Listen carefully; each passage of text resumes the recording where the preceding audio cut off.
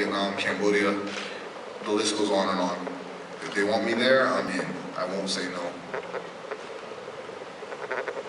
But the Philippines is home though. It'll be nice. Brandon,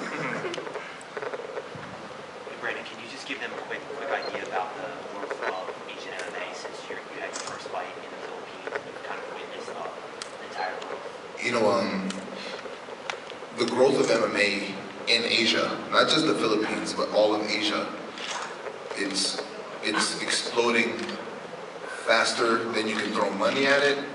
It's exploding faster than experienced instructors can come here. The schools that are opening up and the talent that is needed, we're running out. We need more people to fight, we need more people to teach, we need more of everything here in Asia. And it surprises me that it took this long for MMA, mixed martial arts, where you get to kick people in the face and punch people. It took this long for it to blow up, but now it's coming into its own, and I'm very excited to see what's happening here in all of Asia, not just the Philippines. Too awesome, too awesome, and it just keeps growing. It just keeps growing. Next question. Brandon, so how, being a veteran of mixed martial arts, starting from fighting for years, how does one championship separate themselves from other MMA organizations? Because in one they still have soccer kicks and they can still it's actually like true fighting, and how is that as a fighter and as a competitor and as a martial artist? What do you think about the differences between one championships and the rest? One gives the fighters an opportunity, like you said, to fight. It's a serious fight. It's not so much sporty, and it doesn't lend its rules to a Mayweather style where you can win by points. In the sport, with one, you have to win the whole fight. And I think being a veteran of the sport, it's an amazing thing that has been needed for a really, really long time because the MMA game has evolved so much. People have learned how to stall and win by points, which is boring and not cool at all. So one is leading the way in how MMA and the future of MMA should be.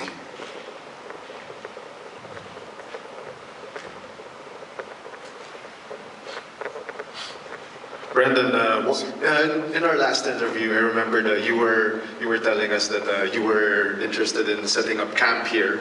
Eventually, once your career winds down, how's that going for you so far? Are there already groundwork laid here in the Philippines? I wouldn't say that there's groundwork laid, but there have been plans in talks, and I am ready to leave California and move over to this side of the world. A lot of different factors going into that decision, but I'm ready to be over here, ready to help this sport grow and do my thing over here in Asia. Groundwork, no. A lot of people are very, very interested. Alliance will be here soon.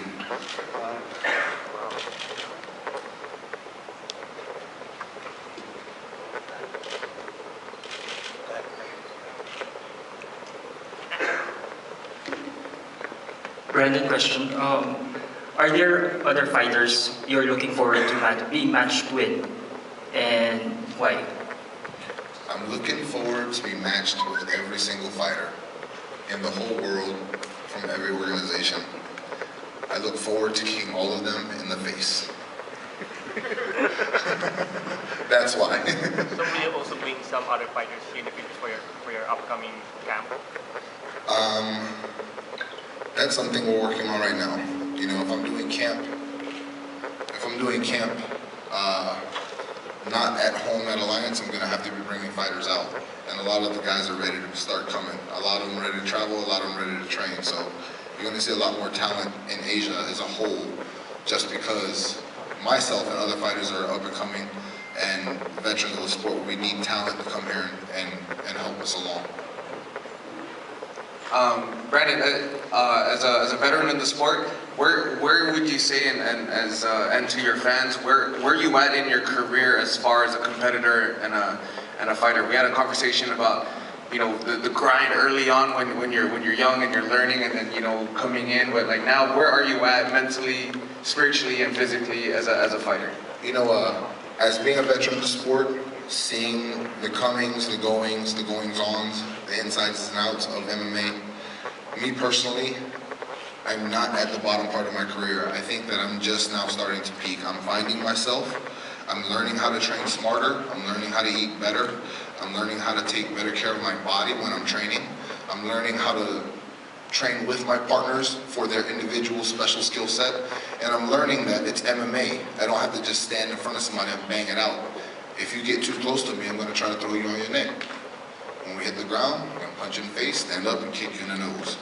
So I'm changing as a fighter constantly, and now I think I'm sharpening and honing my skills as opposed to just going in there and grinding somebody out. So when I hit you now, it hurts a lot worse. All right. Brandon, as a veteran of the sport again, what are the common mistakes that you see in young fighters and your advice for them to avoid it? You know, there's two that I've seen with fighters up and coming. One is women. It's a hard one because you have a woman that doesn't understand why you're in the gym 6 to 8 hours a day. Why you're not spending time with her? How come you don't have a normal job? Yada, yada, yada. And that's just normal. That's just part of the business. I get it. MMA fighters were a different breed. You have to do different things to compete at a high level in this sport. And all I can say, my advice for that part is dump her. I promise there will be more. I promise. If she's not supporting you in your career, she's not supporting you with your passion, your drive, you have to move on. Because if not, what do you think is going to happen to you? And I've seen it time and time and time again. And it's sad. It really is sad because you see some really gifted, talented guys coming through and you can point to him and say, man, he's going to be the next one. Oh, he's going to be the next one. And then the girl tore him apart. He's always arguing with his girl. Now he's getting beat up in class. Now he doesn't show up for training. Now, too many problems, you know. You need to find somebody who's going to support you. Second part, for the young up-and-coming fighters, don't let the fame go to your head. Don't let your head get too big, too fast, because I promise it happens to everybody.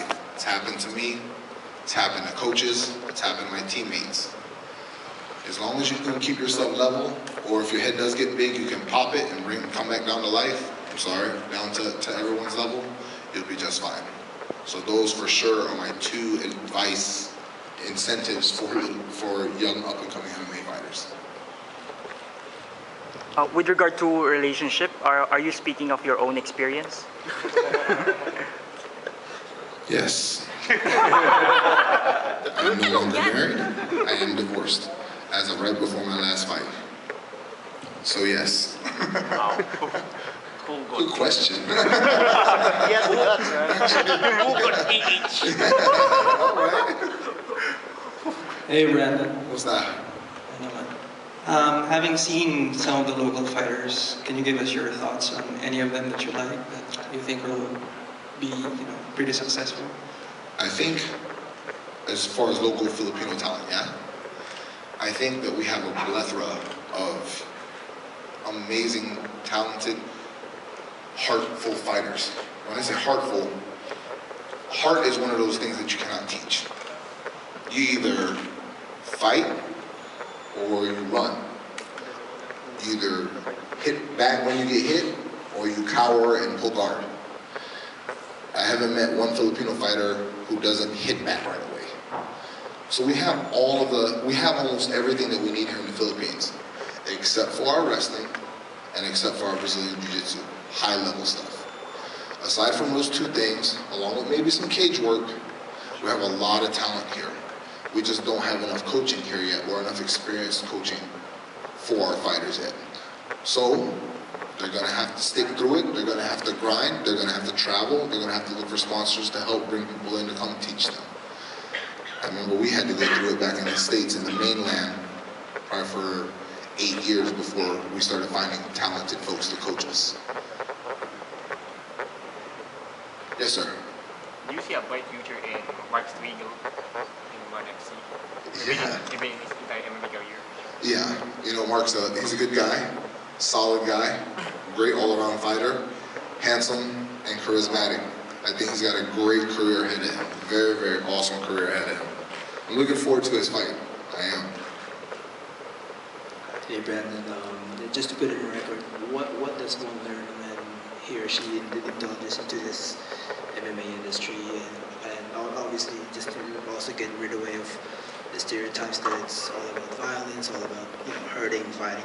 What does one learn, and how does it help in the maturity of someone in general?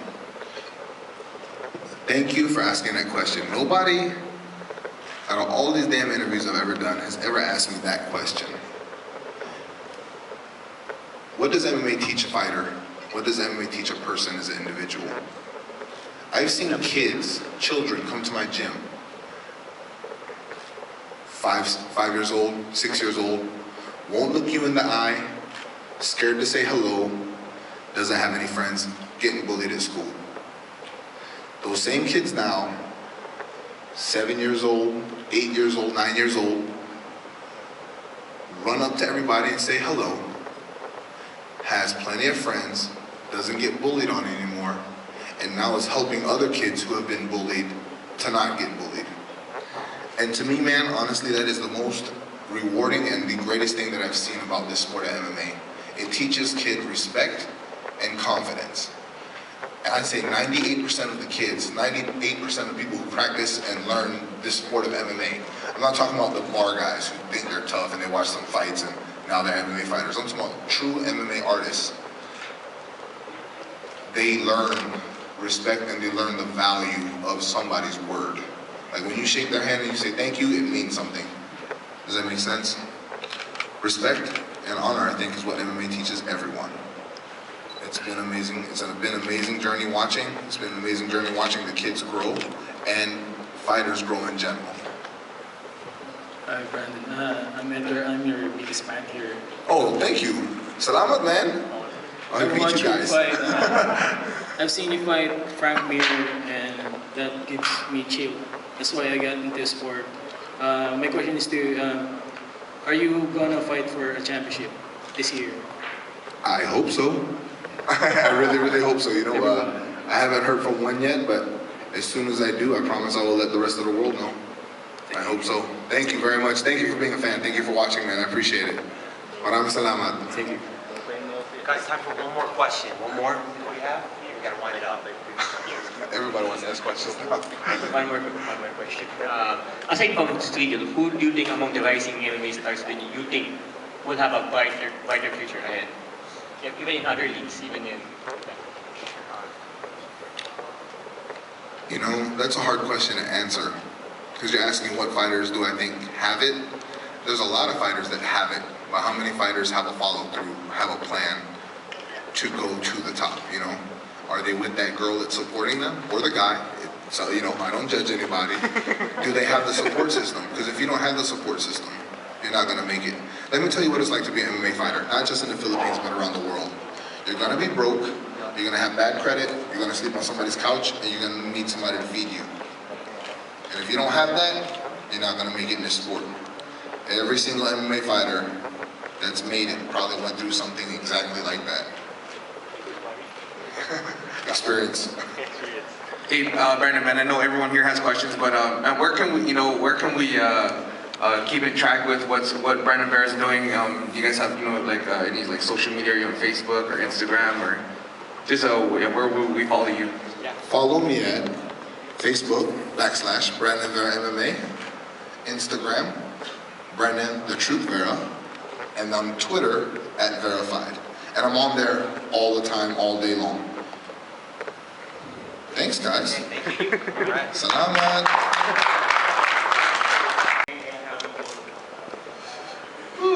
The most frustrating thing about MMA is losing. And the only way to deal with that really is to refocus, go find yourself, and be honest with yourself in the mirror. Why did you lose that fight? Was it your fault? Was it really the referee's fault? Was it your coach's fault? There's so many different options, so many different variables to blame somebody or blame something when you lose. But as an MMA fighter, you really have to dig deep and find out why you lost. Reevaluate, talk to your coaches, and speak to everybody how to make that not happen again. Anybody else? Go ahead, please.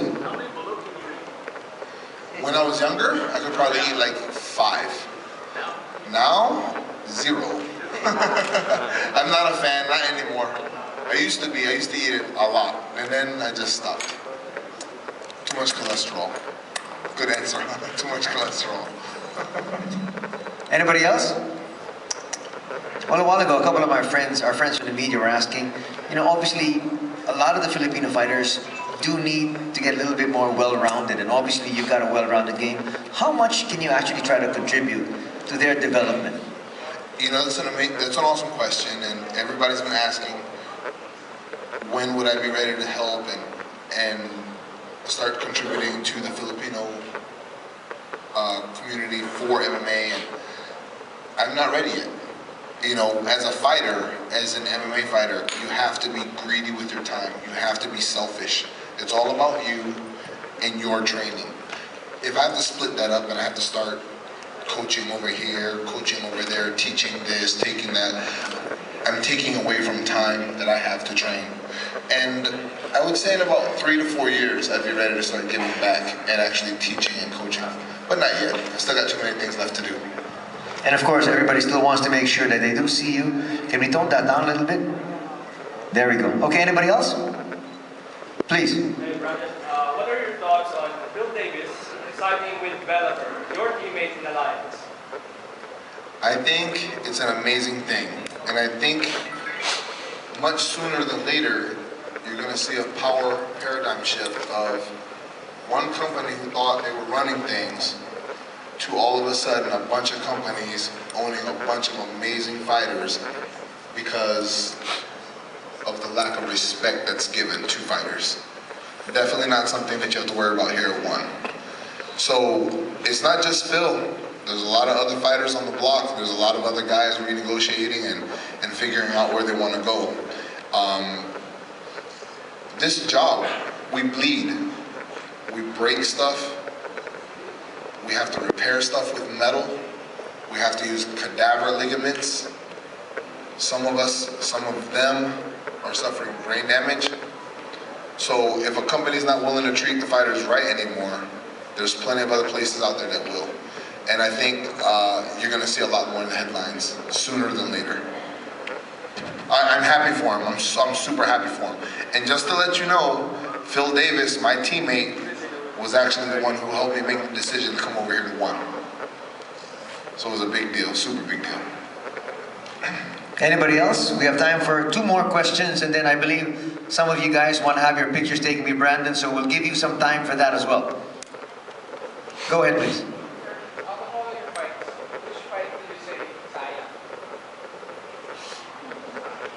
Randy Couture. Randy Couture, sayang talaga. Randy was my last fight on my contract before I had to renegotiate for my title fight. So when they pulled that win from me, see, we're talking about win and losing. Did I really lose to Randy, or was it my fault? Maybe I should have knocked him out, and then it would have been done. You know, so you know, there's a lot of give and take with that. But that was the one that talagang sayang for real. Oh, that one hurts now. One final question? Yes, please.